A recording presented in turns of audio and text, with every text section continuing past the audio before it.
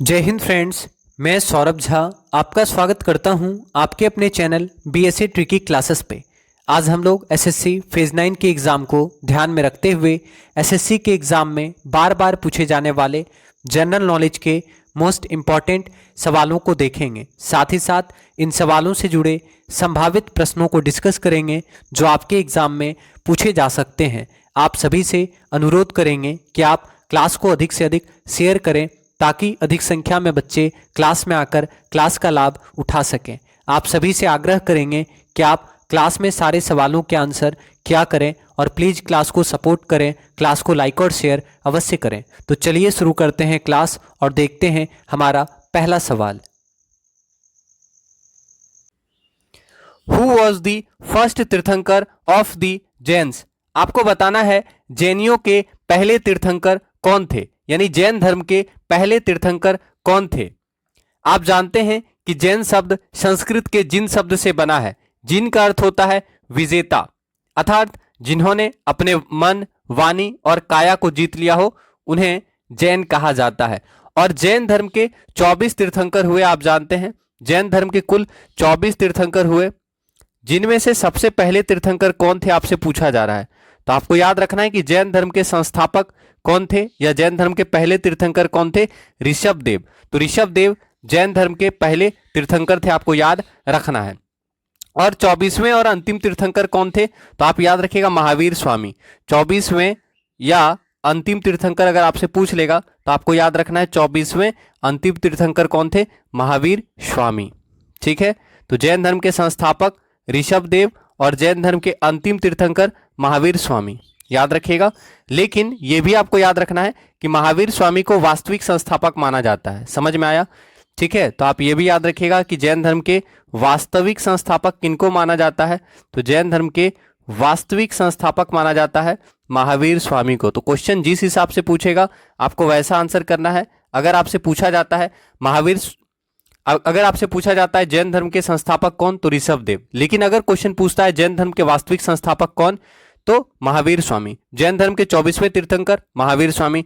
जैन धर्म के अंतिम तीर्थंकर तो महावीर स्वामी। आप याद रखिएगा। क्यों? क्योंकि जैन श्रुतियों और परंपराओं के अनुसार जैन धर्म में 24 तीर्थंकर हुए, परंतु उनमें से पहले 22 तीर्थंकर को ऐतिहासिकता संदिग्ध है।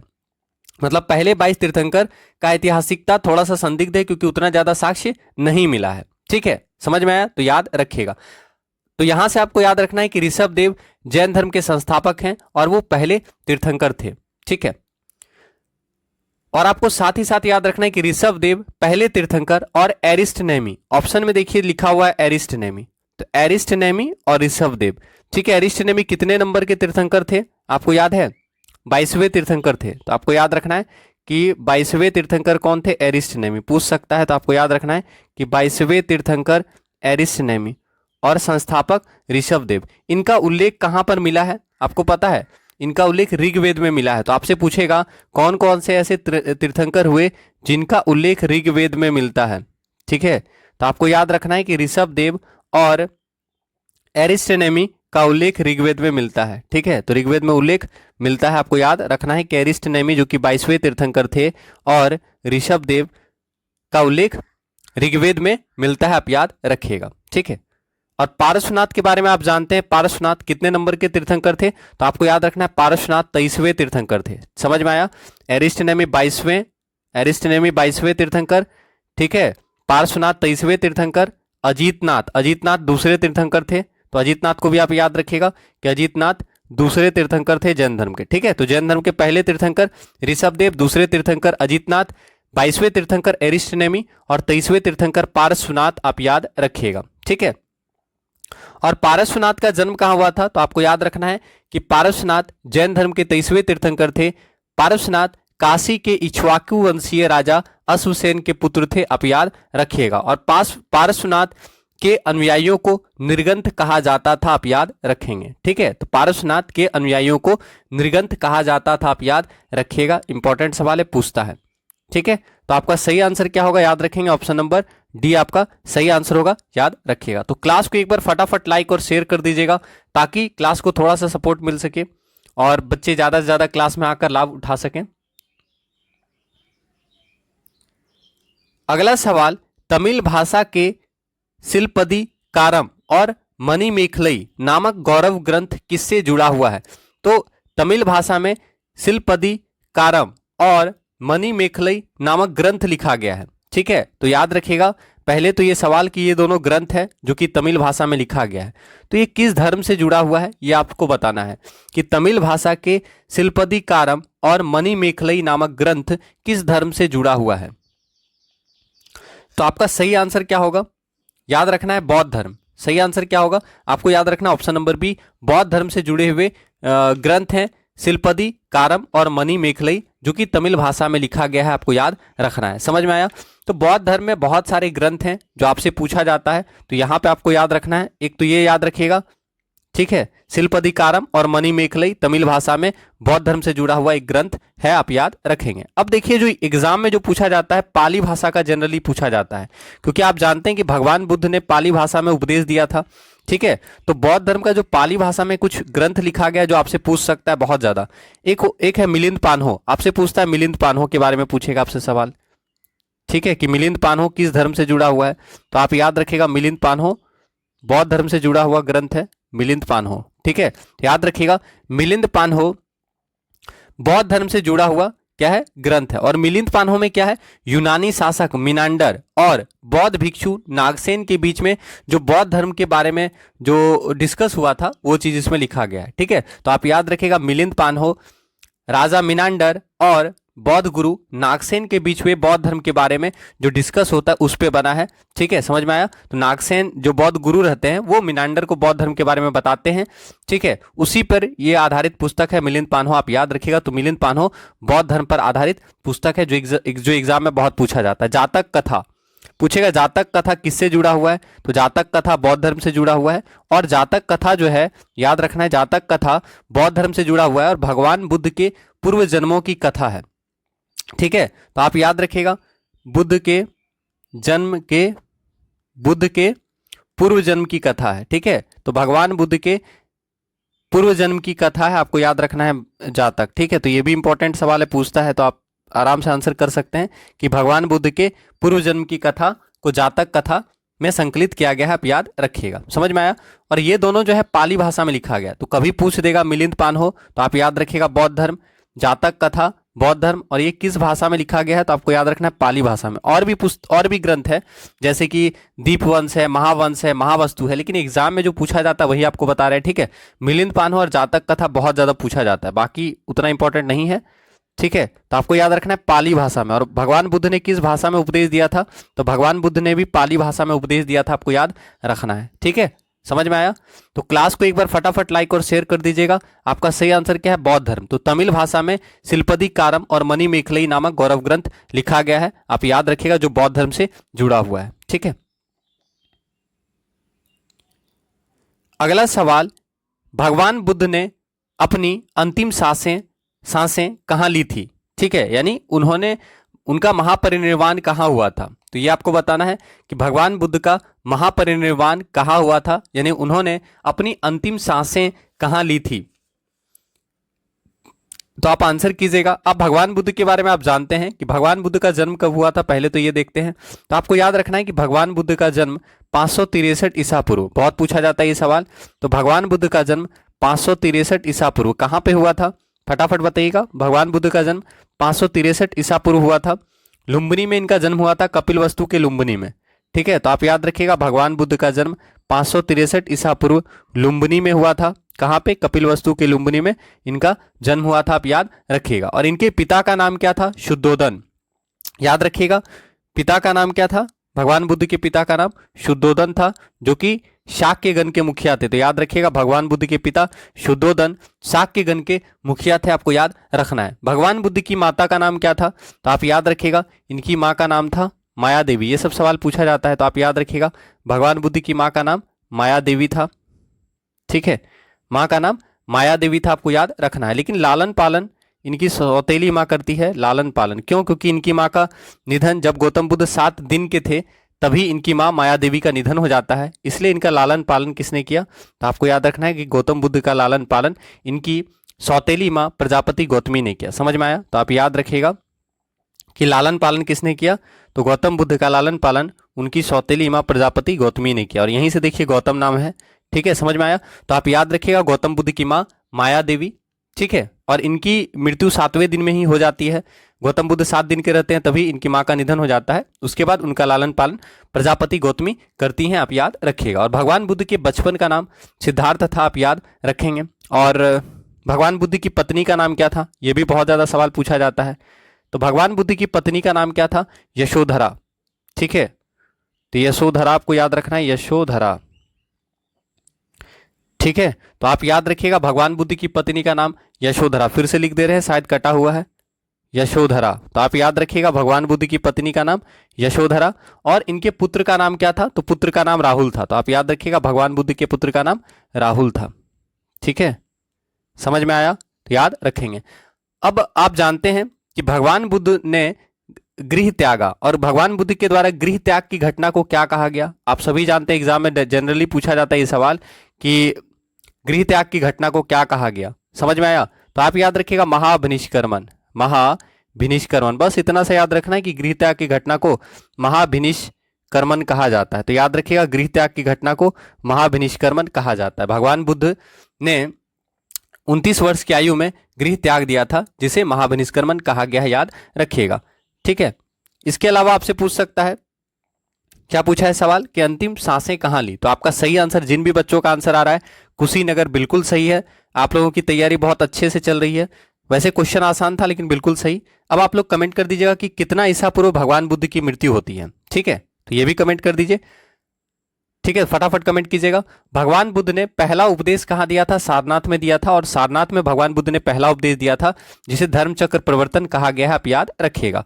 और भगवान बुद्ध का महापरिनिर्वाण कहाँ हुआ, कुशीनगर में, ठीक है, महापरिनिर्वाण कहाँ हुआ, कुशीनगर में, बिल्कुल सही आप लोग आंसर कर रहे हैं, ठीक है।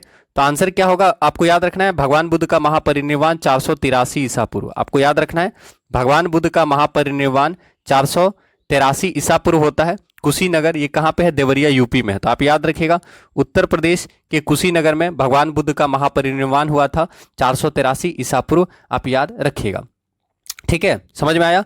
और भगवान बुद्ध के महापरिनिर्वाण मतलब भगवान बुद्ध की मृत्यु के बाद उनके शरीर के अवशेषों को 8 भागों में बांटकर उन पर 8 स्तूपों का निर्माण किया गया था। तो ये भी पूछता है कभी कभी कि भगवान बुद्ध के शरीर के अवशेष को 8 भागों में बांटकर 8 स्तूप का निर्माण कराया गया था, आप याद रखिएगा, ठीक है। और स्तूप किस धर्म से जुड़ा है, तो स्तूप बौद्ध धर्म से जुड़ा है, आप याद रखिएगा। तो कुशीनगर में भगवान बुद्ध की महापरिनिर्वाण हुई थी, मृत्यु हुई थी, आप याद रखिएगा। अब देखिए यहां पे एक ऑप्शन है, देखिए सारनाथ, सारनाथ में क्या हुआ था, पहला उपदेश दिया था। तो आपको याद रखना है भगवान बुद्ध ने पहला उपदेश कहाँ दिया था। तो बहुत अच्छा सवाल एग्जाम में बहुत पूछा जाता है। तो भगवान बुद्ध ने पहला उपदेश सारनाथ में दिया था, और पहला उपदेश को क्या कहा गया, तो धर्म चक्र प्रवर्तन कहा गया, ठीक है। तो याद रख लीजिएगा ये सवाल भी, धर्म चक्र प्रवर्तन। भगवान बुद्ध ने पहला उपदेश कहाँ दिया, तो भगवान बुद्ध ने पहला उपदेश सारनाथ में दिया और इस घटना को क्या कहा गया, धर्म चक्र प्रवर्तन कहा गया, आपको याद रखना है। आया समझ में। तो भगवान बुद्ध ने पहला उपदेश सारनाथ में दिया था, इस घटना को धर्म चक्र प्रवर्तन कहा गया, आप याद रखिएगा। तो आंसर क्या होगा, कुशीनगर, कुशीनगर में भगवान बुद्ध ने अपनी अंतिम सांसें ली थी, आप याद रखिएगा। तो क्लास को एक बार फटाफट शेयर कर दीजिएगा ताकि क्लास को थोड़ा सा सपोर्ट मिल सके। तो प्लीज आप लोगों से आग्रह करते हैं कि आप लोग क्लास को सपोर्ट करें, क्लास को लाइक जरूर करें और कोशिश करें अगर पॉसिबल हो तो शेयर भी करें, ठीक है। अगला सवाल, Gandhara art came into existence under which branch, Gandhara कला किस शाखा के अंतर्गत अस्तित्व में आया। आपको बताना है गांधार कला किस शाखा के अंतर्गत अस्तित्व में आया। काफी अच्छा सवाल है। गांधार कला, आप जानते हैं कि गांधार कला का विकास जो था वो कुषाण के समय में बहुत ज्यादा हुआ था, कुषाण वंश के समय में, कनिष्क के समय में, ठीक है। तो गांधार कला का विकास जो है कनिष्क के शासनकाल में बहुत ज्यादा हुआ था, यानी कुषाण वंश के काल में बहुत ज्यादा हुआ था। तो गांधार कला किस शाखा के अंतर्गत अस्तित्व में आया, ठीक है। गांधार कला किस शाखा के अंतर्गत अस्तित्व में आया, यह आपको बताना है, ठीक है। तो आंसर कीजिएगा। देखिए अगर आपको थोड़ा सा भी पता है तो देखिए वैष्णव शाखा होगा नहीं, शैव शाखा होगा नहीं, बस यही दोनों में आपको दिक्कत हो सकता है, हीनयान और महायान, ठीक है। तो सही आंसर क्या होगा, आंसर बताएंगे। देखिए आपको याद रखना है कि गांधार कला महायान शाखा, गांधार कला का विकास महायान शाखा के अंतर्गत हुआ था। ठीक है, तो आप याद रखिएगा गांधार कला महायान शाखा के अंतर्गत विकसित हुआ था। अब हीनयान और महायान दोनों किस धर्म से जुड़ा है? बौद्ध धर्म से जुड़ा होता है। एग्जाम में पूछता है कि हीनयान किस धर्म से जुड़ा है, तो याद रखना है हीनयान बौद्ध धर्म से जुड़ा है। महायान किस धर्म से जुड़ा है? बौद्ध धर्म से जुड़ा है। ठीक है, यानी बौद्ध धर्म का दो शाखा था, हीनयान और महायान। ठीक है, लेकिन दोनों में अंतर है। ठीक है, अंतर क्या है बताते हैं आपको। तो आपको याद रखना है सबसे पहले कि बौद्ध धर्म के दो शाखा था, एक हीनयान दूसरा महायान। ठीक है, समझ में आया। अब हीनयान का भी शाखा था, लेकिन एग्जाम में वो नहीं पूछता है। जनरली एग्जाम में पूछेगा बौद्ध धर्म की कितनी शाखाएं थी, तो बौद्ध धर्म का दो शाखा था, हीनयान महायान। जैन धर्म का भी शाखा पूछेगा, तो जैन धर्म का श्वेतांबर और दिगंबर। ठीक है, समझ में आया। तो जैन धर्म का भी लिख लीजिएगा कि श्वेतांबर और दिगंबर जैन धर्म का शाखा, और बौद्ध धर्म का शाखा हीनयान और महायान। अब देखिए हीनयान क्या था। हीनयान में बुद्ध महापुरुष के रूप में थे, जबकि महायान में उनको देवता के रूप में स्थापित किया गया। याद रखिएगा हीनयान शाखा में बुद्ध को महापुरुष माना गया, जबकि महायान शाखा में बुद्ध को भगवान माना गया। आया समझ में। तो जो हीनयान शाखा के लोग थे वो बुद्ध को महापुरुष माने, लेकिन महायान शाखा के लोग जो है वो बुद्ध को भगवान माने। ठीक है, तो यही अंतर है यहाँ पे। तो ये थोड़ा सा और अंतर है, बताते हैं आपको। बुद्ध को महापुरुष माना यानी इंसान माना, महापुरुष माना यानी इंसान में ही माना। जैसे हम लोग मानते हैं सुभाष चंद्र बोस जी को, गांधी जी को, और भी जो हमारे देशभक्त हैं उनको हम लोग महान व्यक्ति मानते हैं। तो वैसे ही हीनयान में बुद्ध को महापुरुष माना। ठीक है, हीनयान शाखा ने बुद्ध को महापुरुष माना। ठीक है, लेकिन महायान शाखा में भगवान माना, बुद्ध को भगवान माना। तो ये अंतर था, और भी अंतर है बता रहे हैं। बुद्ध को भगवान माना, तो आपको याद रखना है। ठीक है, समझ में आया। ये पहला डिफरेंस है, आप अच्छे से लिख लीजिएगा। बता इसलिए रहे हैं क्योंकि ये कॉन्सेप्ट अगर थोड़ा सा सुने रहिएगा तो फिर आपको हेल्प मिलेगा एग्जाम में। ठीक है, इसके अलावा आपको याद रखना है हीनयान में बुद्ध को प्रतीकों के रूप में दर्शाया गया। यहाँ पे जब महापुरुष माना गया है हीनयान में, तो यहाँ पे क्या होगा? महापुरुष है। ठीक है, हीनयान में बुद्ध को महापुरुष माना गया, इसका मतलब है हीनयान में बुद्ध को प्रतीकों के रूप में माना गया, लेकिन महायान में भगवान माना गया। तो महायान में जब भगवान माना गया तो मूर्ति बनेगा। समझ में आया? आ रहा है समझ में? तो याद रखना है महायान में मूर्ति पूजा शुरू हो गया, भगवान बुद्ध का मूर्ति बनने लगा। ठीक है, तो मूर्ति शुरू यानी मूर्ति बनना लगा। ठीक है, समझ में आ रहा है? तो याद रखिएगा कि महायान शाखा के अंतर्गत भगवान बुद्ध को भगवान माना गया और बुद्ध की प्रतिमाएं बनाई जाने लगी। आप याद रखिएगा। ठीक है, हीनयान जो है वो स्वयं के प्रयत्नों पर बल देता है, जबकि महायान गुणों के स्थानांतरण पर बल देता था। मेनली बस दो अंतर आप याद रखिएगा कि हीनयान बुद्ध को महापुरुष मानते थे, जबकि महायान बुद्ध को भगवान मानते थे। हीनयान में बुद्ध को प्रतीक के रूप में दर्शाया गया, जबकि महायान में भगवान बुद्ध का मूर्ति पूजा शुरू किया गया था। आप याद रखिएगा। तो गांधार कला आप याद रखिएगा, गांधार कला महायान शाखा के अंतर्गत अस्तित्व में आया था। ठीक है, तो बहुत इंपॉर्टेंट सवाल है, ये भी पूछता है आपसे। तो आप याद रखिएगा गांधार कला महायान शाखा के अंतर्गत बहुत ज्यादा फेमस था गांधार कला। ठीक है, गांधार कला और मथुरा कला आप याद रखिएगा। और गांधार कला इसको क्यों कहा जाता है? क्योंकि आप जानते हैं कि पहली शताब्दी के मध्य उत्तर पश्चिम में गांधार में कला का एक शैली का विकास हुआ, जिसे गांधार शैली कहा गया। ठीक है, और गांधार कला के अंतर्गत मूर्तियों के शरीर की आकृति को सर्वथा यथार्थ दिखाने का प्रयास किया गया है, और गांधार कला की विषय वस्तु बौद्ध परंपरा से ली गई है। याद रखना है। ठीक है, समझ में आया? तो ये इंपॉर्टेंट सवाल है, याद रखिएगा। चलिए अगला सवाल देखते हैं हम लोग। और वैष्णव शाखा तो आप जानती हैं, वैष्णव शाखा। ठीक है, याद है ना वैष्णव शाखा। और अगर आपसे पूछेगा वैष्णव धर्म हो गया वैष्णव शाखा। ठीक है, और जैन धर्म और शैव शाखा पूछेगा तो भगवान शिव के भक्त जो है वो शैव शाखा के अंतर्गत आएंगे। ठीक है, तो भागवत धर्म अगर आपसे पूछता है वैष्णव धर्म, तो वैष्णव धर्म यानी क्या? भागवत धर्म। भागवत धर्म संभवतः सूर्य की पूजा से संबंधित है। भागवत धर्म का सिद्धांत भगवत गीता में निहित है। महाभारत काल में भगवान कृष्ण का भगवान विष्णु से, मतलब भगवान कृष्ण को भगवान विष्णु का ही अवतार माना जाता है ना, तो वही चीज है वैष्णव धर्म में बताया गया है। ठीक है, अब यहाँ से सवाल क्या क्या पूछता है? अवतार पूछ सकता है आपसे, भगवान विष्णु का कौन सा अवतार है। ठीक है, कितने नंबर पे कौन से अवतार है, ये सब आपसे पूछा जा सकता है। जैसे पूछ सकता है कि भगवान विष्णु का आने वाला अवतार कौन सा है, तो याद रखिएगा भगवान विष्णु का आने वाला अवतार जो है वो कल्कि अवतार है। ठीक है, इस तरह का सवाल पूछ सकता है आपसे। ठीक है, और अगर आपसे पूछता है एक होता है आपको नयनार और एक होता है अलवार। ठीक है, नयनार और अलवार। ठीक है, अलवार। तो आपको याद रखना है कि भगवान शिव के भक्त को क्या कहा गया? नयनार कहा गया। ठीक है, भगवान शिव के भक्त को क्या कहा गया? नयनार कहा गया। और भगवान विष्णु के भक्त को अलवार कहा गया। ठीक है, एग्जाम में पूछता है कभी कभी कि नयनार किसके भक्त कहलाए और अलवार किसके भक्त कहलाए, तो आप आराम से याद रख सकते हैं। देखिए शंकर भगवान नयन, तीसरी आंख खोलते हैं, तो नयनार भगवान शिव से संबंधित, तो शिव के भक्त को नयनार कहा गया और भगवान विष्णु के अवतार को भगवान विष्णु के भक्त को अलवार कहा गया, आप याद रखिएगा। ठीक है, चलिए तो अगला सवाल देखते हैं, सवाल याद रखिएगा। अगला सवाल, बौद्धों के विश्वास के अनुसार गौतम बुद्ध का अगला अवतार किसे माना जाता है, यानी बौद्ध ग्रंथ के अनुसार भगवान बुद्ध का अगला अवतार किन्हें माना जाता है। तो अभी देखिए कल्कि तो हम लोग पढ़ लिए, भगवान विष्णु का अवतार है, कल्कि जो है भगवान विष्णु का अवतार है आने वाले टाइम में। ठीक है, भगवान विष्णु का अवतार है कल्कि। तो बौद्ध का भगवान बुद्ध का अवतार क्या होगा, मैत्रेय, आप याद रखिएगा। ठीक है, तो बौद्ध धर्म के अनुसार गौतम बुद्ध का अगला अवतार कौन सा है, मैत्रेय। भगवान बुद्ध का अगला अवतार मैत्रेय, आप याद रखेंगे, और भगवान विष्णु का अगला अवतार कल्कि, आप याद रखिएगा। ठीक है, समझ में आया।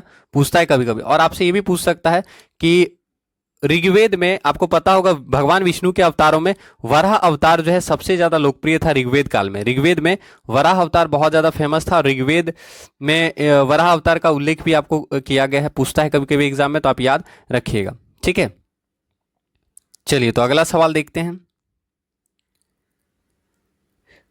निम्नलिखित में से कौन सा मठ बौद्ध धर्म से संबंधित है, आपको बताना है इनमें से कौन सा मठ बौद्ध धर्म से संबंधित है। तो आप जानते हैं आपका आंसर क्या होगा, आंसर कीजिए, इनमें से कौन सा बौद्ध धर्म से संबंधित है। तो सही आंसर क्या होगा, चैत्य। चैत्य जो है बौद्ध धर्म से संबंधित है, चैत्य स्तूप। ठीक है, चैत्य हुआ, ऑप्शन में स्तूप नहीं है, स्तूप देगा तो स्तूप भी आंसर होगा आपका। चैत्य और स्तूप जो है बौद्ध धर्म से संबंधित है, आप याद रखिएगा। अब चैत्य होता क्या है, स्तूप होता क्या है। ठीक है, तो पहले तो स्तूप देखिए, क्योंकि स्तूप दिया नहीं है ऑप्शन में, तो आपको याद रखना है चैत्य और स्तूप ये दोनों क्या है, बौद्ध धर्म से संबंधित है। ठीक है, अब स्तूप का मतलब क्या होता है, स्तूप का शाब्दिक अर्थ होता है किसी वस्तु का ढेर। स्तूप का विकास संभवतः मिट्टी के ऐसे चबूतरे से हुआ है जिसका निर्माण मृतक की चिता के ऊपर अथवा मृतक की चुनी हुई अस्थियों को रखने के लिए किया जाता था। समझ में आया।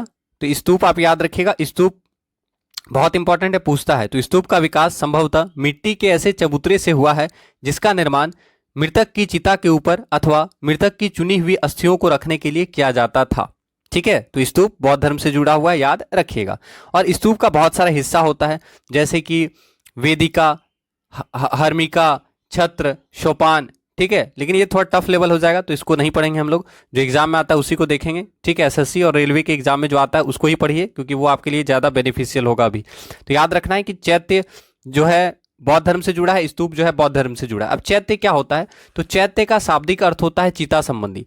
ठीक है, तो याद रखिएगा चैत्य का शाब्दिक अर्थ होता है चिता संबंधी। एक चैत्य एक बौद्ध मंदिर है जिसमें एक स्तूप समाहित होता है। ठीक है, समझ में आया। तो आप याद रखिएगा चैत्य का शाब्दिक अर्थ होता है चिता संबंधी, और एक चैत्य एक बौद्ध मंदिर है जिसमें एक स्तूप होता है। ठीक है, यानी बोल सकते हैं पूजाथक स्तूप को चैत्य कहा जाता है, आप याद रखिएगा। इसके अलावा विहार भी आपसे एग्जाम में पूछा जा सकता है ना, तो चैत्य स्तूप तो आप याद रखिएगा, साथ ही साथ एक और टर्म याद रखिएगा, विहार। ठीक है, विहार, बिहार आप जानते हैं ना, वैसे ही आपको याद रखना है विहार। ठीक है, विहार। ठीक है, तो ये तीन शब्द जो है आपको याद रखना है कि बौद्ध धर्म से जुड़ा हुआ है। ठीक है, तो एग्जाम में विहार भी पूछ सकता है, विहार किस धर्म से जुड़ा है, तो चैत्य, स्तूप और विहार बौद्ध धर्म से जुड़े हैं, आप याद रखिएगा। और विहार का मतलब क्या होता है, तो आपको याद रखना है, ये इंपॉर्टेंट है विहार। ठीक है, विहार, तो विहार का अर्थ क्या होता है, बौद्ध चैत्यों के पास भिक्षाओं के रहने के लिए आवास बनाया जाता था जिसे विहार कहा जाता था। यानी याद रखिएगा बौद्ध भिक्षु के रहने के आवास को विहार कहा गया। समझ में आया, यानी यहाँ पर रहते थे कौन, बौद्ध भिक्षु रहते थे, निवास स्थान। समझ में आया, तो ऐसे आप याद रखिएगा विहार क्या है, निवास स्थान। तो आराम से याद हो जाएगा विहार निवास स्थान। ठीक है, बिहार में वैसे बहुत सारे लोग रहते हैं बिहार राज्य में, तो आप आराम से याद रखेंगे विहार बौद्ध धर्म का निवास स्थान था, बौद्ध भिक्षुओं का निवास स्थान था। समझ में आया, तो बौद्ध धर्म से जुड़ा है, तो याद रखिएगा बौद्ध भिक्षुओं का निवास स्थान था, आप याद रखिएगा। ठीक है, भिक्षुओं का निवास स्थान। आ गया समझ में, मेरे ख्याल से लिखने का जरूरत भी नहीं पड़ेगा आपको, बस याद रखना निवास स्थान बौद्ध भिक्षुओं का। ठीक है, आ गया समझ में? तो याद रखिएगा सही आंसर क्या होगा, चैत्य स्तूप विहार। ऑप्शन में बिहार देगा, स्तूप देगा, तो भी आप याद रखिएगा कि चैत्य स्तूप और विहार बौद्ध धर्म से जुड़ा हुआ है। विहार क्या है, तो विहार चैत्यों के पास भिक्षुओं के रहने के लिए आवास स्थान बनाया जाता है, जिसे विहार कहा जाता है। ठीक है, और यहां से देखिए जो इंपॉर्टेंट सवाल आपको बता रहे हैं, जो बहुत ज्यादा एग्जाम में पूछा जाता है, अब आपको वो सवाल बताएंगे। ठीक है, थोड़ा सा टफ भी है कुछ सवाल इसमें, जैसे महाबोधि मंदिर। महाबोधि मंदिर किस धर्म से जुड़ा है, पूछेगा एग्जाम में जरूर कि महाबोधि मंदिर किस धर्म से जुड़ा है। तो आप याद रखिएगा महाबोधि मंदिर कहाँ है, ये भी पूछेगा। तो महाबोधि मंदिर बिहार में है। कहाँ पे है, बिहार राज्य में है महाबोधि मंदिर, और ये भगवान मतलब बौद्ध धर्म से जुड़ा है, आप याद रखिएगा। ठीक है, समझ में आया? इसके अलावा महापरिनिर्वाण मंदिर, तो देखिए महापरिनिर्वाण से ही आप समझ जाइएगा कि भगवान बुद्ध से ही ये जुड़ा हुआ होगा, क्योंकि बौद्ध धर्म में ही महापरिनिर्वाण शब्द यूज किया गया है। तो महापरिनिर्वाण मंदिर तो बौद्ध धर्म से जुड़ा हुआ है, क्वेश्चन पूछेगा तो आप याद रखिएगा महापरिनिर्वाण मंदिर कहाँ है, बौद्ध धर्म से जुड़ा। और ये है कहाँ, उत्तर प्रदेश में, क्योंकि जानते हैं आप लोग कि भगवान बुद्ध का महापरिनिर्वाण उत्तर प्रदेश के कुशीनगर में हुआ है ना। तो महापरिनिर्वाण मंदिर होगा कहाँ, उत्तर प्रदेश में होगा। याद रखने का जरूरत नहीं है, लेकिन एग्जाम में पूछता है। इसके अलावा आपसे पूछेगा चौखंडी स्तूप किस धर्म से जुड़ा है, तो देखिए जहां स्तूप आ गया वो बौद्ध धर्म से जुड़ा होगा, तो याद रखने का जरूरत नहीं पड़ेगा। चौखंडी स्तूप बोलेगा तो हम लोग आराम से आंसर कर सकते हैं कि स्तूप जो है बौद्ध धर्म से जुड़ा है, इसका मतलब ये बौद्ध धर्म से जुड़ा हुआ होगा। तो चौखंडी स्तूप कहाँ पे है, उत्तर प्रदेश में, आपको याद रखना है। धर्मेक स्तूप कहाँ पे है, उत्तर प्रदेश में, आप याद रखिएगा। ठीक है, पूछ सकता है एग्जाम में। ठीक है, आया समझ में? इसके अलावा बौद्ध धर्म की सर्वाधिक महत्वपूर्ण देन भारतीय कला एवं स्थापत्य कला के विकास में रही है। आप जानते हैं कि सांची का स्तूप आपको पता होगा। सांची का स्तूप किसने बनाया, अशोक ने बनाया। तो सांची का स्तूप जो है बौद्ध धर्म से जुड़ा हुआ है। और भी बहुत सारा चीजें आपको लिखा रहे हैं, जो जितना इंपॉर्टेंट सवाल है वो हम लिखा दे रहे हैं। सांची का स्तूप है तो बौद्ध धर्म से जुड़ा होगा। किसने बनाया, तो सम्राट अशोक ने बनाया। सम्राट अशोक बौद्ध धर्म को मानते थे। अशोक को बौद्ध धर्म का शिक्षा किसने दिया, उपागुप्त ने। तो आपको याद रखना है अशोक के गुरु कौन थे, बौद्ध धर्म के गुरु कौन थे, उपागुप्त। ठीक है, उपागुप्त ने शिक्षा दिया। ठीक है, उपागुप्त ने क्या किया, अशोक को शिक्षा दिया था बौद्ध धर्म के बारे में। तो आपको याद रखना है उपागुप्त ने अशोक को बौद्ध धर्म के बारे में शिक्षा दिया था। तो सांची का स्तूप किसने बनाया, अशोक ने बनाया। कहाँ पे है सांची का स्तूप, एमपी में है। ठीक है, ये सब सवाल आपको याद हो जाना चाहिए, क्योंकि बहुत पूछता है एग्जाम में। और इसको यूनेस्को के द्वारा भी शामिल किया जा चुका है, सांची स्तूप को आप याद रखिएगा। इसके अलावा आपको याद रखना है, ये समझ में आ गया। इसके अलावा आपको याद रखना है भरहुत हुआ। इसके अलावा अशोक का जो शिला स्तंभ है वहां पे भी बौद्ध धर्म के बारे में बताया गया है। कार्ली का बौद्ध गुफा, अजंता का गुफा, ठीक है, ये सब क्या है, बौद्ध धर्म से जुड़ा हुआ है। तो अगर आपसे पूछता है अजंता की गुफा किस धर्म से जुड़ा है, तो बौद्ध धर्म से जुड़ा है। कार्ली की गुफा किस धर्म से जुड़ा है, तो बौद्ध धर्म से जुड़ा हुआ है। समझ में आया, तो याद रखिएगा। और भगवान बुद्ध की पहली मूर्ति जो है किस कला में बनी हुई थी, तो आपको ये पूछता है, तो आप याद रखिएगा बुद्ध की मूर्ति। इंपॉर्टेंट सवाल है जो लिखा रहे हैं, बुद्ध की पहली मूर्ति। ठीक है, बुद्ध की पहली मूर्ति पूछेगा और सबसे अधिक मूर्ति पूछेगा, तो कैसे लिखें, ऐसे लिखते हैं बुद्ध की मूर्ति। ठीक है, ध्यान दीजिएगा बुद्ध की मूर्ति। ठीक है, अगर पहला आपसे पूछेगा फर्स्ट मूर्ति, बुद्ध की पहली मूर्ति किस कला के द्वारा बनाया गया था, तो हम लोग पढ़े ना गांधार कला और मथुरा कला, तो यहीं से बच्चे फंसते हैं। तो आपको याद रखना है कि बुद्ध की पहली मूर्ति जो है उसका विकास मथुरा कला में हुआ था। किस कला में हुआ था, मथुरा कला। समझ में आया, तो आप लिखिएगा बुद्ध की मूर्ति पहली। ठीक है, अच्छे से लिख लीजिएगा, बुद्ध की पहली मूर्ति मथुरा कला द्वारा निर्मित, आपको याद रखना है। ठीक है, मथुरा कला द्वारा निर्मित। लेकिन बुद्ध की सबसे अधिक मूर्ति जो है किस कला के द्वारा बनाई गई, तो फिर आंसर आपका अलग हो जाएगा। इसलिए आपको एग्जाम में ध्यान देना है कि सबसे अधिक बुद्ध की मूर्ति सबसे अधिक गांधार कला में निर्माण हुआ, सबसे अधिक गांधार कला। समझ में आया। तो अगर आपसे पूछता है कि बुद्ध की मूर्ति सबसे अधिक किस कला में बनाई गई, गांधार शैली में। ठीक है, ठीक है, जगह कम है तो शॉर्ट में लिख रहे हैं, आपको समझ में आ जाएगा कि गांधार शैली निर्मित है, तो गांधार शैली में निर्मित है सबसे अधिक बुद्ध की मूर्ति, आप याद रखिएगा। एग्जाम में पूछेगा कि भगवान बुद्ध की मूर्ति सबसे अधिक किस शैली में बनाया गया था, तो गांधार शैली में बनाया गया था। ठीक है, और बोलेगा भगवान बुद्ध की पहली मूर्ति किस कला में बनाई गई थी, किस शैली में बनाया गया था, तो मथुरा शैली में बनाया गया था, याद रखिएगा। आया समझ में। ठीक है, तो क्लास को एक बार फटाफट लाइक और शेयर कर दीजिएगा। आसान क्वेश्चन भी आपको बता रहे हैं, जो इंपॉर्टेंट सवाल है वो भी बता रहे हैं, और जो थोड़ा सा लग रहा है कि टफ है लेकिन एग्जाम में आपसे पूछ सकता है वो भी आपको बता रहे हैं। ठीक है, तो क्लास को सपोर्ट कीजिएगा आप लोग। चलिए अगला सवाल देखते हैं। आपसे पूछ रहा है निम्नलिखित में से बौद्धों का पवित्र ग्रंथ कौन सा है। आपको बताना है बौद्धों का पवित्र ग्रंथ कौन सा है। बहुत बार पूछा जाता है और आप आराम से आंसर कर सकते हैं कि बौद्धों का पवित्र ग्रंथ कौन सा है। तो आप जानते हैं कि त्रिपिटक, त्रिपिटक बौद्धों का पवित्र ग्रंथ है, तो याद रखिएगा बौद्धों का पवित्र ग्रंथ है। अब यहाँ पे जातक के साथ कंफ्यूज मत कीजिएगा, जातक कथा क्या है, भगवान बुद्ध के पूर्व जन्म की कथा है जातक, ठीक है। लेकिन यहाँ पवित्र ग्रंथ पूछा है, बौद्धों का पवित्र ग्रंथ, त्रिपिटक जो है बौद्धों का पवित्र ग्रंथ है, आपको याद रखना है। अब त्रिपिटक में 3 भाग है, कौन कौन सा, एक तो सूत पिटक, ठीक है, एक आपको याद रखना है सूत पिटक, ठीक है, दूसरा है विनय पिटक। अब ये भी आराम से याद हो जाएगा, लास्ट में देखिए पिटक पिटक लिखा हुआ है, तो सूत पिटक, विनय पिटक और अभिधम्म पिटक, समझ में आया। तो त्रिपिटक जो है याद रखना अभिधम्म पिटक, ठीक है। तो आप याद रखिएगा कि त्रिपिटक, त्रिपिटक, सूत पिटक, विनय पिटक और अभिधम्म पिटक के नाम से जाना जाता है। अब सूत पिटक में क्या है, तो सूत पिटक में भी बहुत सारे चीज बताया गया है, जैसे सूत का शाब्दिक अर्थ होता है धर्मोपदेश। सूत पिटक में बौद्ध धर्म के सिद्धांतों का उल्लेख किया गया है, याद रखिएगा सूत पिटक में बौद्ध धर्म के सिद्धांतों का उल्लेख किया गया है। सूत पिटक का भी 5 भाग है, ठीक है, लेकिन ये सब आपको पढ़ना नहीं है, जिसमें से अंगुत्तर निकाय आता है, अंगुत्तर निकाय, संयुक्त निकाय, ठीक है। तो अंगुत्तर निकाय से सवाल पूछता है एग्जाम में कि 16 महाजनपद का उल्लेख किस निकाय से मिलता है, तो आपको याद रखना है 16 महाजनपद का उल्लेख अंगुत्तर निकाय से मिलता है, ठीक है। 16 महाजनपद का उल्लेख 6ठी शताब्दी ईसा पूर्व 16 महाजनपद था, उसका उल्लेख कहां से मिलता है, तो अंगुत्तर निकाय से मिलता है। तो अंगुत्तर निकाय भी सूत पिटक का ही पार्ट है, आप याद रखिएगा, ठीक है। तो सूत पिटक आपको याद रखना है, बहुत इंपॉर्टेंट है। और विनय पिटक में क्या है, तो विनय पिटक में बौद्ध मठों में रहने वाले भिक्षु भिक्षुनियों के अनुशासन संबंधी नियम दिया गया, यानी जो बौद्ध मठ में जो साधु संत रहते थे, ठीक है, भिक्षु और भिक्षुनी रहते थे, उनके द्वारा क्या क्या अनुशासन संबंधी कार्य किया जाता था, क्या क्या उनको अनुशासन का फॉलो करना था, वो सारा विनय पिटक में लिखा गया है, समझ में आया, ठीक है, इंपॉर्टेंट है, याद रखिएगा। और अभिधम्म पिटक, और ऐसा माना जाता है कि जो अभिधम्म पिटक है, तीसरा पिटक है अभिधम्म पिटक, इसका संकलन अशोक के समय में जो तीसरा बौद्ध संगीति हुआ था, उसमें जो अध्यक्ष थे मोगलीपुत्र तीस, उन्होंने किया है, ऐसा माना जाता है, ठीक है। तो याद रखिएगा अभिधम्म पिटक का संकलन मोगलीपुत्र तीस ने किया था, याद रखिएगा, ठीक है, समझ में आया। तो बौद्धों का पवित्र ग्रंथ क्या है, त्रिपिटक। अब इतना क्यों बताएं, क्योंकि एग्जाम में अगर आपसे कंफ्यूजन ना हो तो त्रिपिटक, सूत पिटक, विनय पिटक, अभिधम्म पिटक किससे जुड़ा है, बौद्ध धर्म से जुड़ा है, याद रखिएगा। अगला सवाल, अशोक ने तृतीय बौद्ध संगीति कहां बुलाई थी, तो आपको बताना है अशोक ने तृतीय बौद्ध संगीति कहां बुलाई थी। तो बहुत इंपॉर्टेंट सवाल है, सम्राट अशोक ने तृतीय बौद्ध संगीति कहां बुलाई थी, तो सही आंसर क्या होगा, जिन भी बच्चों का आंसर ऑप्शन नंबर ए आ रहा है बिल्कुल सही, पाटलिपुत्र। अशोक ने तृतीय बौद्ध संगीति पाटलिपुत्र में बुलाई थी, आपको याद रखना है। लेकिन देखिए यहां से हम टोटल आपको 4 बौद्ध संगीति हुआ था, चारों बौद्ध संगीति आपको याद रखना है, बहुत बार आपको हम बता भी चुके हैं।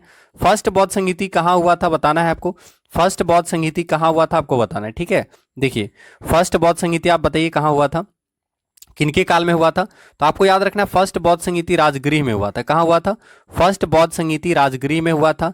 किसके शासनकाल में हुआ था, तो अजात शत्रु के शासनकाल में हुआ था, याद रखिएगा।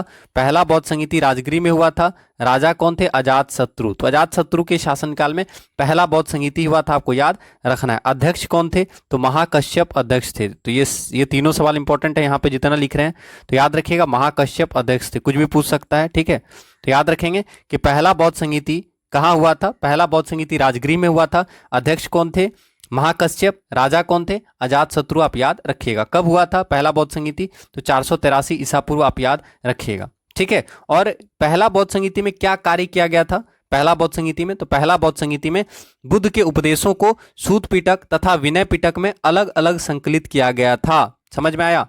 तो ये भी आप याद रखिएगा, पहला बौद्ध संगीति में बुद्ध के उपदेशों को सूत पिटक और विनय पिटक में अलग अलग संकलित किया गया था। अब दूसरा बौद्ध संगीति किनके शासनकाल में हुआ था, कहां हुआ था बताएंगे, दूसरा बौद्ध संगीति, ठीक है, बताइए फटाफट आंसर कीजिए।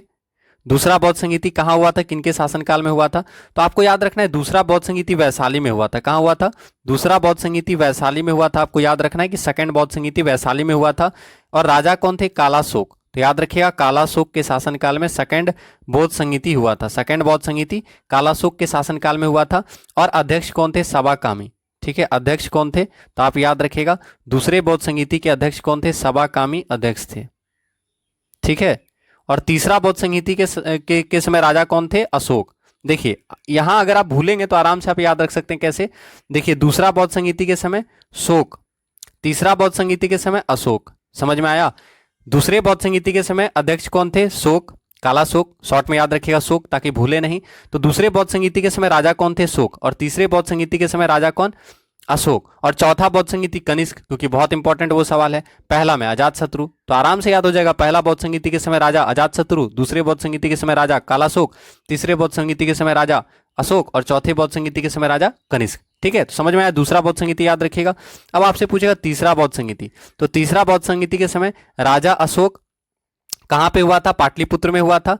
और अध्यक्ष कौन थे? तो मोगलीपुत्र तीस अध्यक्ष थे, आप याद रखिएगा। समझ में आया। तीसरी बौद्ध संगीति के समय अध्यक्ष कौन थे? मोगलीपुत्र तीस, आप याद रखिएगा। अब आपसे पूछ सकता है fourth Buddhist council. Fourth Buddhist council यानी आखिरी बुद्धिस्ट काउंसिल, और ये बहुत ज्यादा इंपॉर्टेंट है। तो आखिरी बौद्ध परिषद कहां पे हुआ था? बौद्ध संगीति कहां पे हुआ था? आपको बताना है। तो आपको याद रखना है जम्मू कश्मीर, जम्मू कश्मीर के कुंडल वन में, इसलिए इंपॉर्टेंट बनता है JNK के कुंडल वन में। तो आपको याद रखना है कि जम्मू कश्मीर के कुंडल वन में, यहां लिख दे रहे हैं कुंडल वन क्योंकि जगह थोड़ा कम हो जाएगा।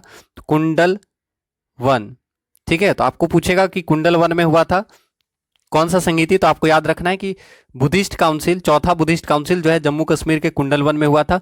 राजा कौन थे? कनिष्क। और कनिष्क आप जानते हैं कुषाण वंश का सबसे महानतम राजा कौन था? कनिष्क थे। तो कनिष्क कुषाण वंश के महानतम राजा थे, आपको याद रखना है। तो फोर्थ बुद्धिस्ट काउंसिल कनिष्क के शासनकाल में हुआ था, कुंडल वन जम्मू कश्मीर में हुआ था, आप याद रखिएगा। और इस समय पूछेगा अध्यक्ष कौन थे? तो वसुमित्र अध्यक्ष थे, आपको याद रखना है।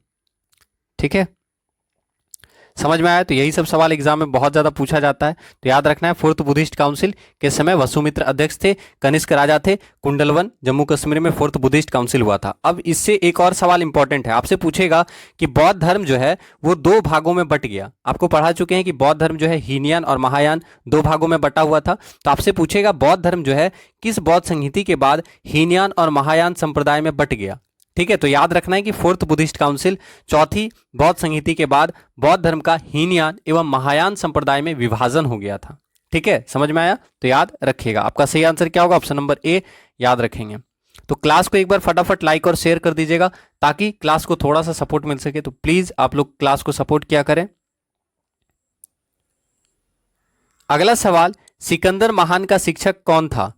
तो बहुत अच्छे और बहुत महान व्यक्ति थे सिकंदर के गुरु। तो आपको बताना है सिकंदर के गुरु कौन थे, तो आप सभी जानते होंगे, आंसर करेंगे। सिकंदर महान के गुरु कौन थे? तो आप सभी जानते हैं सिकंदर के गुरु अरस्तु थे। तो ऑप्शन नंबर क्या होगा आपका सही आंसर? ऑप्शन नंबर डी आप याद रखिएगा, सिकंदर महान के गुरु अरस्तु थे। सिकंदर का जन्म 356 ईसा पूर्व हुआ था। सिकंदर के पिता का नाम क्या था? फिलिप। तो अगर आपसे पूछेगा सिकंदर के पिता का नाम क्या था, तो आपको याद रखना है सिकंदर के पिता का नाम था फिलिप। ठीक है, और सिकंदर कहाँ के थे? तो मकदूनिया के थे सिकंदर। ठीक है, तो याद रखिएगा सिकंदर के पिता फिलिप थे। सिकंदर का जन्म 356 ईसा पूर्व हुआ था। सिकंदर मकदूनिया के थे, आप याद रखिएगा। ठीक है, अब सिकंदर से कुछ सवाल पूछ सकता है, इसे युद्ध के बारे में पूछ सकता है। तो सिकंदर, पहले तो सिकंदर अरस्तु के शिष्य थे, आप याद रखिएगा, यानी सिकंदर के गुरु कौन थे? अरस्तु थे, आप याद रखिएगा। अब आपसे पूछेगा सिकंदर ने भारत विजय का अभियान कब शुरू किया था? तो सिकंदर ने भारत विजय का अभियान, ठीक है, 326 ईसा पूर्व में शुरू किया था, आप याद रखिएगा। और सिकंदर महान का सेनापति कौन था? सेनापति कौन था? तो आप जानते हैं इनका सेनापति कौन था? सेल्यूकस निकेटर, जिन्हें चंद्रगुप्त मौर्य ने हराया था। तो सिकंदर के मरने के बाद सिकंदर का सेनापति सेल्यूकस निकेटर और चंद्रगुप्त मौर्य के बीच में युद्ध होता है, आपको पता होगा, जिसमें चंद्रगुप्त मौर्य ने सेल्यूकस निकेटर को हराया था। ठीक है, बाद में फिर दोस्ती हो जाता है, फिर पारिवारिक रिलेशन हो जाता है। सेल्यूकस निकेटर ना, सेल्यूकस निकेटर।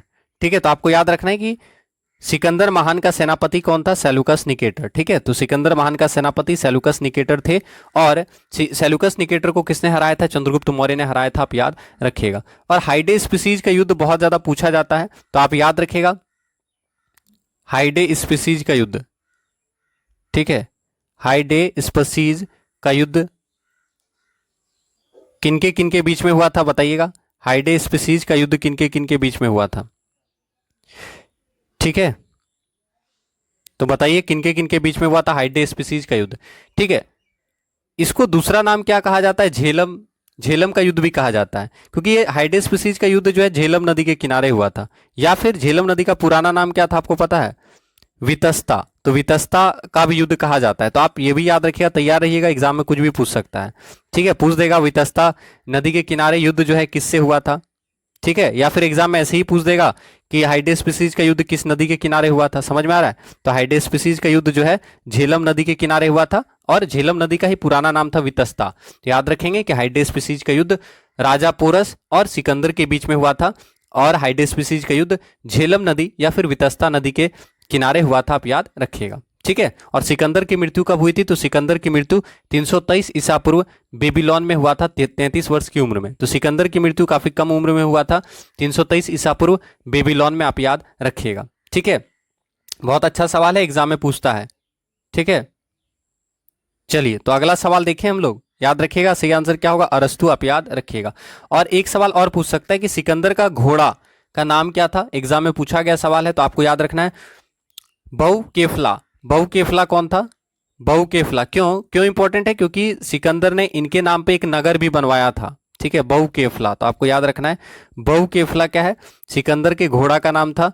ठीक है, आपको याद रखना है सिकंदर के घोड़ा का नाम बहुकेफला था, जिसे सिकंदर ने इनके नाम पर क्या बनाया, एक नगर बनाया, समझ में आया। यानी बहुकेफला नाम का एक नगर बना दिया जो कि उनके घोड़े का नाम पर था, समझ में आया। तो इंपॉर्टेंट बनता है, किसी के नाम पे अगर कोई चीज बन जाता है, जैसे ताजमहल बना है, ठीक है, या और कुछ भी बना है किसी को समर्पित करके, तो वो पूछ दिया जाता है एग्जाम में। ठीक है, तो याद रखिएगा बहुकेफला, ठीक है, सिकंदर के घोड़ा का नाम था, और इन्हीं के नाम पर एक नगर बनाया गया झेलम नदी के तट पर। ठीक है, चलिए तो अगला सवाल देखते हैं। मानव के दुखों के अंत के लिए आष्टांगिक मार्ग का प्रतिपादन किसने किया, काफी अच्छा सवाल है। आष्टांगिक मार्ग किन्होंने दिया, तो आंसर करेंगे आष्टांगिक मार्ग किनके द्वारा दिया गया। तो फटाफट आंसर कमेंट करेंगे, आष्टांगिक मार्ग किनके द्वारा दिया गया। तो आप जानते हैं कि मानव के दुखों के अंत करने के लिए, मानव के दुखों को अंत करने के लिए भगवान बुद्ध ने, गौतम बुद्ध ने आष्टांगिक मार्ग दिया था। तो आप याद रखिएगा आष्टांगिक मार्ग किसने दिया था, गौतम बुद्ध ने आष्टांगिक मार्ग दिया था। ठीक है, समझ में आया। और आष्टांगिक मार्ग को मध्यमा प्रतिपदा या मध्यम मार्ग भी कहा जाता है। ठीक है, लेकिन यहां से पूछा क्या जाता है आष्टांगिक मार्ग में, तो आपको याद रखना है सम्यक दृष्टि। सम्यक दृष्टि मतलब वस्तु के वास्तविक स्वरूप की समझ होना चाहिए व्यक्ति को, उससे उसको क्या होगा, दुख नहीं होगा। सम्यक संकल्प यानी लोभ, द्वेष और हिंसा से मुक्त विचार, जो हम लोग कर नहीं पाते हैं, लोभ व्यक्ति के अंदर आता ही रहता है, द्वेष यानी किसी के अंदर घृणा या किसी से जलन फीलिंग, ठीक है, समझ में आ रहा है, हिंसा, ये सब से जो व्यक्ति मुक्त होगा वही सुखी रहेगा। और बहुत अच्छा कहा गया है, अगर आप किसी से, कोई व्यक्ति लोभ करता है, कोई चीज से लोभ करता है, इसका मतलब है वो क्या है, गलत काम करेगा। या अगर किसी से घृणा है, द्वेष है उसके अंदर, किसी व्यक्ति के अंदर, तो उससे भी वो क्या होगा, वो गलत काम करेगा या फिर वो सुखी नहीं रह पाएगा। समझ में आया। तो याद रखना है कि भगवान बुद्ध ने आष्टांगिक मार्ग दिया था मानव के दुखों को अंत करने के लिए, जैसे कि वस्तु का वास्तविक स्वरूप को पहचाना जाए, लोभ द्वेष हिंसा इन सब से मुक्त किया जाए, अच्छे कामों का अनुसरण किया जाए। ठीक है, सम्यक समाधि यानी जो स्टूडेंट के लिए बहुत जरूरी है, एकाग्रता, ठीक है, उसको कहा गया सम्यक समाधि यानी एकाग्र होकर एकाग्रचित होना। ठीक है, इसके अलावा सम्यक स्मृति यानी सात्विक भाव। ठीक है, तो ये सब कहा गया, आप याद रखिएगा। बुद्ध के अनुसार अष्टांगिक मार्गों का पालन करने के उपरांत मनुष्य की भव तृष्णा नष्ट हो जाती है और उसे मुक्ति प्राप्त होती है, आप याद रखिएगा। ठीक है, तो अष्टांगिक मार्ग का प्रतिपादन भगवान बुद्ध ने किया था, आप याद रखिएगा। चलिए अगला सवाल देखते हैं। बौद्ध धर्म ने समाज के किन दो वर्गों को अपने साथ जोड़कर एक महत्वपूर्ण प्रभाव छोड़ा, ये सवाल भी पूछा गया है, आपको बताना है बौद्ध धर्म ने समाज के किन दो वर्गों को अपने साथ जोड़कर एक महत्वपूर्ण प्रभाव छोड़ा है, ये वर्ग कौन कौन से थे, आपको बताना है। तो आप जानते होंगे आंसर क्या होगा, आंसर बताइएगा कि बौद्ध धर्म ने किन दो वर्गों पर बहुत ज्यादा प्रभाव छोड़ा है। आप जानते हैं कि बौद्ध के अनुयायी के दो वर्ग थे, एक तो उपासक जो परिवार के साथ रहते थे, और एक भिक्षु जिन्होंने गृह जीवन त्याग कर सन्यासी जीवन अपना लिया। यानी बौद्ध धर्म को मानने वाले जो व्यक्ति थे उसका दो वर्ग था, एक तो उपासक, जैसे कि मान लीजिए हिंदू धर्म में होता है, हम लोग घर परिवार के साथ रहते हैं और भगवान की उपासना करते हैं, तो हम लोग उपासक हुए। कुछ लोग ऐसे होते हैं जो परिवार को छोड़कर भगवान की भक्ति में लीन रहते हैं, जैसे साधु संत। ठीक है, समझ में आए। तो वैसे ही यहाँ पे भी बौद्ध धर्म के अनुयायी के दो वर्ग थे, एक तो उपासक जो परिवार के साथ रहते थे लेकिन बौद्ध धर्म को फॉलो करते थे, राजा वगैरह हो गए, परिवार के साथ रहते थे लेकिन बौद्ध धर्म को फॉलो करते थे। लेकिन कुछ ऐसे व्यक्ति हुए जिन्होंने गृह त्याग दिया, अपना सांसारिक मोह माया छोड़ दिया और सन्यासी जीवन बनकर बौद्ध धर्म को फॉलो करते थे, वो भिक्षु कहलाए। ठीक है, तो वे एक संगठन के रूप में इकट्ठा रहते थे जिन्होंने बुद्ध के संग, जिसे बुद्ध ने संघ कहा था, मतलब ठीक है, समझ में आया। तो याद रखिएगा कि भिक्षु एक संगठन के रूप में रहते थे, बहुत सारे लोग एक जगह इकट्ठा होकर बौद्ध धर्म को अनुसरण करते थे और वो अपने फैमिली को छोड़ के वो लोग रहते थे, ठीक है। और स्त्रियों को भी उन्होंने संघ में प्रवेश की अनुमति दी थी। तो यहां से आपको क्या समझ में आया कि स्त्रियां और शूद्र, ठीक है। तो याद रखना है कि बौद्ध धर्म ने समाज के किन दो वर्गों को अपनी ओर आकर्षित किया था, तो बौद्ध धर्म ने स्त्रियों और शूद्र को भी अपनी ओर आकर्षित किया था, याद रखिएगा। सही आंसर क्या होगा? ऑप्शन नंबर डी आपका सही आंसर होगा। ऑप्शन से आप एलिमिनेट भी कर सकते थे, ठीक है। तो आपसे पूछा है बौद्ध धर्म ने समाज के किन दो वर्गों को अपने साथ जोड़ा था, तो देखिए ये ऑप्शन तो हो नहीं सकता है, ठीक है। ये भी ऑप्शन हो नहीं सकता है। योद्धा और व्यापारी, सारा योद्धा तो नहीं मान रहा था ना, सारा योद्धा जो है बौद्ध धर्म को थोड़ी आकर्षित हुआ था, ठीक है। कुछ राजा हैं जो बौद्ध धर्म को आकर्षित हुए थे, कुछ राजा जैन धर्म को आकर्षित हुए थे, ठीक है। तो यहाँ पे आपका सही आंसर क्या होगा? आप याद रखिएगा, स्त्रियां और शूद्र बौद्ध धर्म के समाज की ओर आकर्षित हुए थे, आप याद रखेंगे, ठीक है। अगला सवाल, बुद्ध का अर्थ क्या है? तो आप सभी जानते हैं बुद्ध का अर्थ क्या है, बताइएगा। बुद्ध का अर्थ क्या है? एनलाइटेड पर्सन, ठीक है। बुद्ध का अर्थ क्या होता है? तो आप जानते हैं बुद्ध का अर्थ होता है प्रकाशमान अथवा जागृत। याद रखिएगा, बुद्ध का अर्थ होता है प्रकाशमान अथवा जागृत। तो ऑप्शन के अनुसार क्या आंसर होगा? ऑप्शन नंबर ए आपका आंसर होगा एक्वायर्ड नॉलेज, यानी ज्ञान प्राप्त व्यक्ति, ठीक है। बुद्ध का अर्थ होता है ज्ञान प्राप्त व्यक्ति, लेकिन इसी से बुद्धू भी बनाया जा सकता है, ठीक है। तो जस्ट अपोजिट हो जाएगा। तो याद रखना है बुद्ध का अर्थ होता है एक्नॉलेज, बुद्ध का अर्थ होता है एक्वायर्ड नॉलेज, यानी ज्ञान प्राप्त व्यक्ति, प्रकाशमान व्यक्ति, जागृत व्यक्ति, ठीक है। और भगवान बुद्ध को क्या कहा जाता है? तो आप जानते हैं एशिया का क्या कहा जाता है, कमेंट कीजिए, भगवान बुद्ध को क्या कहा जाता है? तो भगवान बुद्ध को एशिया का प्रकाश पुंज कहा जाता है, एशिया का ज्योति कहा जाता है। एग्जाम में पूछेगा कि लाइट ऑफ एशिया या एशिया का ज्योति किसे कहा जाता है, तो भगवान बुद्ध को एशिया का ज्योति, एशिया का प्रकाश पुंज कहा जाता है, आप याद रखिएगा, ठीक है। बुद्ध किस वंश से संबंधित थे? बुद्ध किस वंश से संबंधित थे? तो आपको पता है कि भगवान बुद्ध के पिता जो हैं वो किस वंश से जुड़े हुए थे, तो आप आराम से आंसर कर सकते हैं, हम लोग पढ़ भी चुके हैं इस तरह का सवाल। तो आपको आंसर करना है कि भगवान बुद्ध किस वंश से जुड़े हुए थे। आप जानते हैं कि भगवान बुद्ध के पिता शुद्धोदन कपिलवस्तु के शाक्य गण के मुखिया थे, ठीक है। तो यहां से आपको समझ में आ गया कि वो शाक्य वंश से संबंधित थे, आप याद रखिएगा, ठीक है। समझ में आया? तो भगवान बुद्ध का जन्म शाक्यों की राजधानी कपिलवस्तु के समीप लुम्बिनी में हुआ था, आप याद रखिएगा। समझ में आया? तो भगवान बुद्ध किस वंश से संबंधित थे? तो भगवान बुद्ध शाक्य वंश से संबंधित थे, आप याद रखिएगा, इंपॉर्टेंट है। और उनकी माँ माया देवी कोलीय गणराज्य की राजकुमारी थी, आप याद रखिएगा, ठीक है। तो शाक्य वंश से संबंधित थे भगवान बुद्ध, आप याद रखेंगे। अगला सवाल, इनमें से कौन सा एक जानवर सारनाथ स्तंभ में उल्लेखित नहीं है? तो आपको बताना है कौन सा एक जानवर है इनमें से जिनका इमेज जो है सारनाथ स्तंभ में उल्लेखित नहीं है। तो काफी आसान सवाल है। आप जानते हैं बुल सारनाथ स्तंभ में अंकित है, हाथी भी अंकित है और घोड़ा भी अंकित है। तो यहाँ पे आपका सही आंसर क्या होगा? हिरन। हिरन जो है सारनाथ स्तंभ में उल्लेखित नहीं है। आपसे पूछा है क्या? उल्लेखित नहीं है। तो याद रखना है हिरन का प्रतिबिंब या हिरन का जो चित्र है वो सारनाथ स्तंभ में अंकित नहीं है, ठीक है। समझ में आया? बाकी बुल, हाथी और हॉर्स, इनका जो प्रतिबिंब है या इनका जो चित्रण है वो सारनाथ स्तंभ में किया गया है, आप याद रखिएगा, ठीक है। तो आंसर क्या होगा? ऑप्शन नंबर बी, ठीक है, हिरन, आप याद रखिएगा। अगला सवाल, बुद्ध को एनलाइटमेंट कहां प्राप्त हुआ? भगवान बुद्ध को ज्ञान की प्राप्ति कहां हुई? ठीक है, तो काफी अच्छा सवाल है। भगवान बुद्ध को ज्ञान की प्राप्ति कहां हुई? ठीक है, तो आंसर क्या होगा? आप सभी जानते हैं आंसर क्या होगा। आंसर कीजिए, बहुत अच्छा सवाल है। याद रखना है, बिना अन्न जल ग्रहण किए 6 वर्ष की कठिन तपस्या के बाद 35 वर्ष की आयु में वैशाख की पूर्णिमा की रात निरंजना फल्गु नदी के किनारे पीपल वृक्ष के नीचे भगवान बुद्ध को मतलब सिद्धार्थ को ज्ञान की प्राप्ति हुई और ज्ञान की प्राप्ति होने के बाद ये बुद्ध कहलाए। ठीक है, पहले इनको सिद्धार्थ कहा जाता था। तो यहां से सवाल क्या क्या बनेगा? बहुत सारा सवाल बनेगा। जैसे पहला पूछेगा आपसे, किस नदी के किनारे? तो निरंजना नदी के किनारे ज्ञान की प्राप्ति। ठीक है, निरंजना या फल्गु नदी, इसी को फल्गु कहा जाता है। तो एग्जाम में हो सकता है फल्गु पूछ दे, तो आपको दोनों याद रखना है, निरंजना या फल्गु नदी के किनारे। ठीक है, निरंजना या फल्गु नदी के किनारे ज्ञान की प्राप्ति किनको होता है? तो याद रखना है बुद्ध को। पहला सवाल। ठीक है। दूसरा पूछेगा किस पेड़ के नीचे, ये भी पूछा जाता है, तो आपको याद रखना है पीपल के पेड़ के नीचे, पीपल के नीचे, ठीक है। तो पीपल के नीचे और निरंजना या फल्गु नदी के किनारे, तो याद रखिएगा भगवान बुद्ध को निरंजना या फल्गु नदी के किनारे पीपल के वृक्ष के नीचे ज्ञान की प्राप्ति हुई थी। कहां पर ज्ञान की प्राप्ति हुई थी, तो आप याद रखिएगा बोध गया, ठीक है। कहां पे ज्ञान की प्राप्ति हुई थी, बोध गया में, ठीक है। तो भगवान बुद्ध को निरंजना या फल्गु नदी के किनारे पीपल वृक्ष के नीचे बोध गया में ज्ञान की प्राप्ति हुई थी। और सिद्धार्थ को ज्ञान प्राप्ति के बाद बुद्ध कहा गया, आप याद रखिएगा। समझ में आया? तो इंपॉर्टेंट सवाल है, पूछता है। और सारनाथ में हम लोग देख ही चुके हैं कि सारनाथ भी इंपॉर्टेंट है।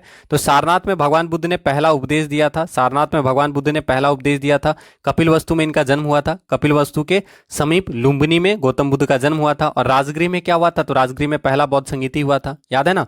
राजगृह में पहला बौद्ध संगीति, कपिलवस्तु के निकट लुम्बिनी में भगवान बुद्ध का जन्म, सारनाथ में भगवान बुद्ध ने पहला उपदेश दिया और बोध गया में भगवान बुद्ध को ज्ञान की प्राप्ति हुई, ठीक है। चलिए अगला सवाल देखते हैं। अगला सवाल, which of the following Buddhist text was written most later in India.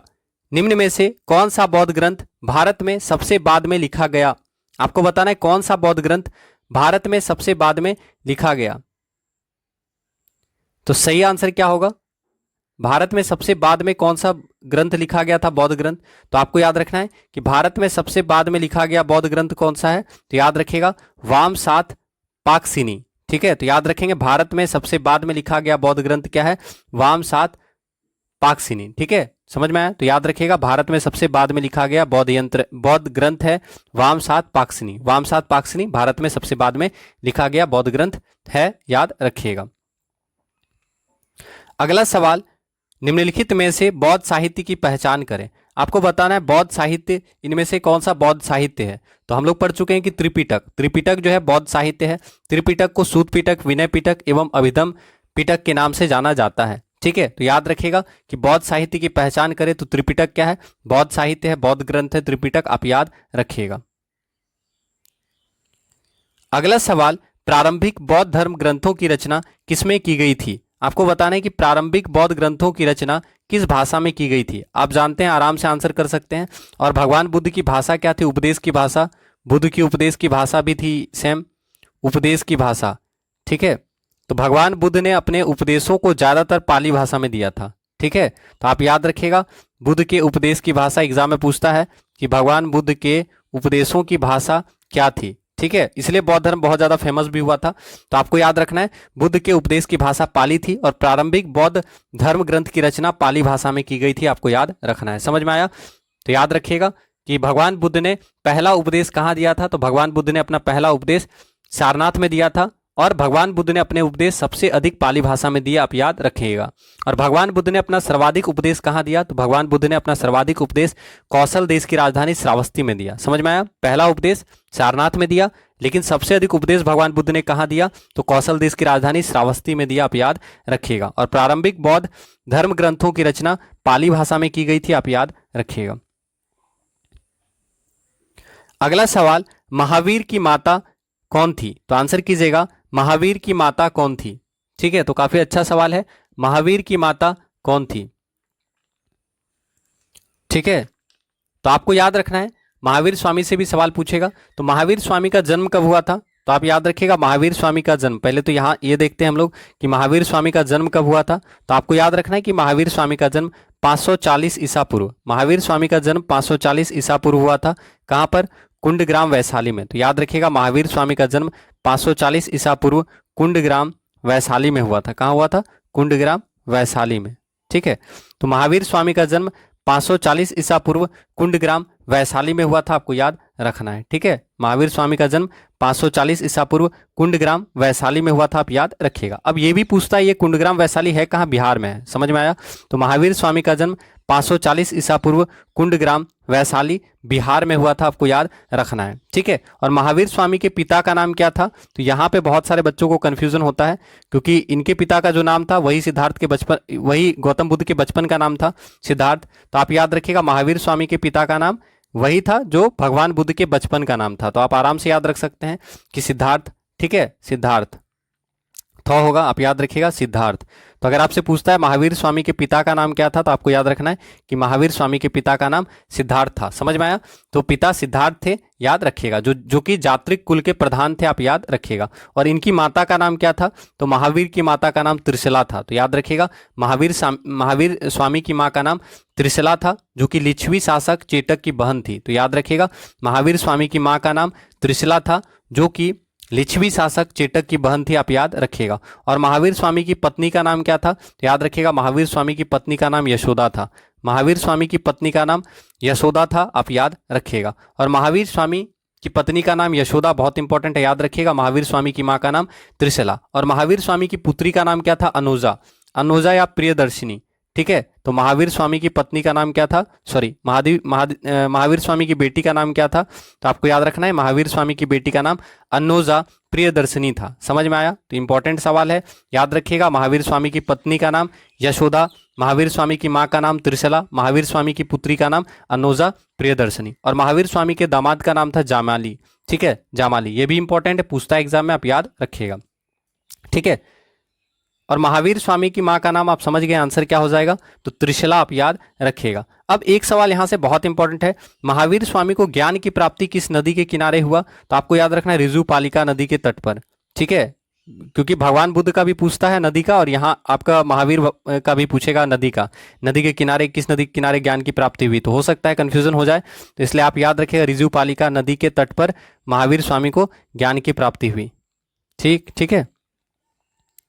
Rijupalika नदी के तट पर ज्ञान प्राप्ति होता है किनको, महावीर स्वामी को। और किस वृक्ष के नीचे, साल वृक्ष के नीचे। भगवान बुद्ध को पीपल वृक्ष के नीचे और इनको साल वृक्ष के नीचे, ठीक है। तो साल वृक्ष के नीचे, तो कुछ भी पूछेगा तो आप दोनों रिलेट करके याद रखिएगा, क्योंकि एग्जाम में हो सकता है कंफ्यूजन हो जाए, ठीक है। तो साल वृक्ष के नीचे ऋजुपालिका नदी के तट पर महावीर स्वामी को ज्ञान की प्राप्ति हुई थी, आप याद रखिएगा। आया समझ में? तो याद रख लीजिएगा, बहुत इंपॉर्टेंट सवाल है कि ऋजुपालिका नदी के तट पर किसको ज्ञान की प्राप्ति हुई, तो आप आंसर क्या करेंगे, महावीर स्वामी को, ठीक है। समझ में आया? और अगर आपसे पूछेगा निरंजना नदी के किनारे या फल्गु नदी के किनारे, तो याद रखिएगा निरंजना या फल्गु नदी के किनारे गौतम बुद्ध को ज्ञान की प्राप्ति हुई। ऋजुपालिका नदी के किनारे महावीर स्वामी को ज्ञान की प्राप्ति हुई। पीपल वृक्ष के नीचे किसे ज्ञान की प्राप्ति हुई, तो पीपल वृक्ष के नीचे गौतम बुद्ध को ज्ञान की प्राप्ति हुई। साल वृक्ष के नीचे किसे ज्ञान की प्राप्ति हुई, तो साल वृक्ष के नीचे महावीर स्वामी को ज्ञान की प्राप्ति हुई। एक जगह लिखिएगा महावीर स्वामी और आपका गौतम बुद्ध, ठीक है। उसके बाद यहाँ पे लिखिएगा वृक्ष का और नदी का, उससे क्या होगा आपको एग्जाम में याद रहेगा, गलती नहीं होगा, ठीक है। चलिए अगला सवाल देखते हैं हम लोग। अजंता की चित्रकारी में किसकी कहानी को चित्रित किया गया है, ठीक है। अजंता की गुफा, आपको शुरू में ही बताएं कि अजंता का गुफा किस धर्म से जुड़ा हुआ है। अजंता की चित्रकारी में किसकी कहानी को चित्रित किया गया है, ठीक है। तो सही आंसर क्या होगा, भगवान बुद्ध से जुड़ा हुआ है, यानी ये जातक कथाओं से जुड़ा हुआ है, यानी बौद्ध धर्म से जुड़ा हुआ है। तो आपको याद रखना है सही आंसर आपका क्या होगा, ऑप्शन नंबर सी आपका आंसर होगा, जातक कथा, ठीक है। तो आप याद रखिएगा, इंपॉर्टेंट सवाल है। तो आपको याद रखना है कि सांची स्तूप, भरहुत स्तूप, अमरावती का स्तूप, अशोक का शिला स्तंभ, कार्ली की बौद्ध गुफाएं, अजंता गुफा, ठीक है। समझ में आया? अजंता गुफा ये सब किससे जुड़ा है, बौद्ध धर्म से जुड़ा हुआ है। तो आपका सही आंसर क्या होगा, अजंता की चित्रकारी बौद्ध धर्म से जुड़ा है, इसका मतलब जातक कथाएं वहां पर चित्रित की गई हैं, आप याद रखिएगा, ठीक है। तो इतना ही सवाल था, उम्मीद करेंगे आज का सेशन आपको अच्छा लगा होगा। यहाँ से आपके एग्जाम में बहुत सारे सवाल पूछे जा सकते हैं, तो उम्मीद करेंगे क्लास को आप लोग सपोर्ट कीजिएगा, क्लास को लाइक और शेयर अवश्य कीजिएगा, ताकि अधिक संख्या में बच्चे क्लास में उपस्थित होकर क्लास का लाभ उठा सकें। तो प्लीज़ खुद भी मोटिवेट रहें, हमें भी मोटिवेट रखें, क्लास को लाइक और शेयर अवश्य कीजिएगा। कोई भी डाउट होता है तो कमेंट कीजिएगा। मिलते हैं अगले क्लास में। जय हिंद, जय भारत, जय BSA, धन्यवाद।